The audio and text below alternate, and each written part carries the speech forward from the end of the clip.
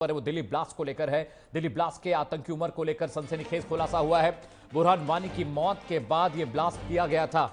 Doctor आतंकी मुजम्मिल को फरीदाबाद लेकर पहुंची एनआईए की टीम और 4 घंटे तक कई लोकेशंस पर रेकी की गई और वहां पर पूछताछ की भी खबर आ रही है। एनआईए की टीम ने जो एल्मिरा है उसको दोबारा खंगाला है, उसमें कोई डॉक्यूमेंट तो नहीं रह गया। वहां पर किस तरह की इन्वेस्टिगेशन हुई है इसे लेकर जानकारी आ रही है।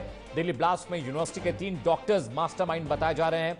डॉक्टर शाहीन सईद, डॉक्टर मुजम्मिल शकील और डॉक्टर उमर नबी, ये 3 नाम सामने आ रहे हैं जिन्हें लेकर अब एनआईए इन्वेस्टिगेशन कर रही है। अल फलाह यूनिवर्सिटी के जो एल्मिराज हैं, जो लॉकर्स हैं, उनको भी खंगाला गया और शाहीन नंबर 3 की पोजीशन पर वहां पर थी।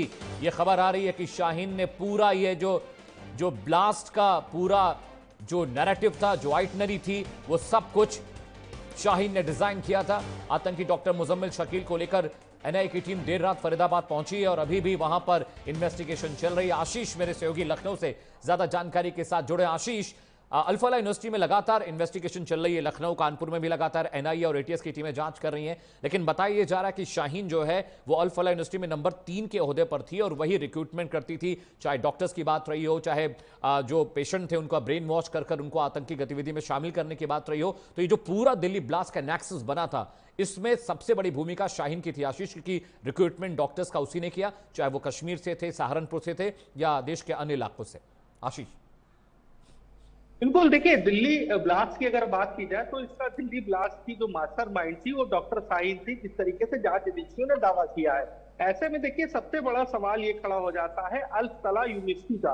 अल फलाह यूनिवर्सिटी वो यूनिवर्सिटी है जहां पर डॉक्टर शाहीन भी थी, डॉक्टर मुजल्लिम भी थे और इसके अलावा जिस तरीके से 3 डॉक्टरों का नाम सामने आया है। हालांकि जो जांच एजेंसियां हैं वो बकायदा अल फलाह यूनिवर्सिटी में जांच कर रही है। कल देर रात काफी देर तक की वहां पे जांच चली है।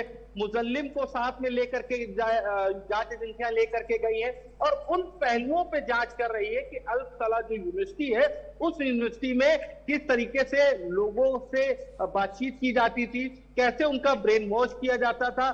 साथ ही साथ जो डॉक्टर शाहीन है वो भी उसी यूनिवर्सिटी से कहीं ना कहीं जुड़ी हुई थी और वहीं पे ही सारी ज्वाइनिंग होती थी, वहीं पे सारा अगर देखा जाए तो नेक्सस चलता था और वहीं पे ही रह करके दिल्ली ब्लास्ट के साथ साथ कई अन्य जिलों में जो ब्लास्ट की जो इनकी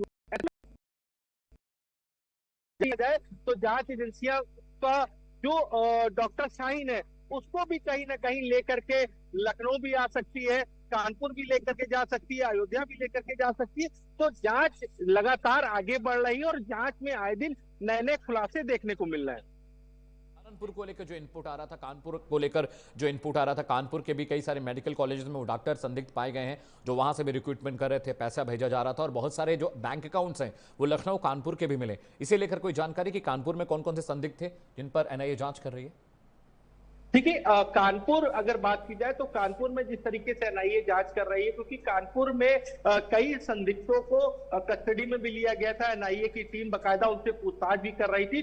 देखिए कानपुर हो, लखनऊ हो, अयोध्या हो, अभी कई ऐसी जगह बाकी है जहां पर जांच एजेंसियां जाएंगी और जांच एजेंसियां डॉक्टर शाहीन को साथ में लेकर के जाएंगी, क्योंकि जांच एजेंसियों को कई ऐसे जो सबूत मिले हैं उन सबूतों के आधार पर जांच एजेंसियां जांच कर रही हैं।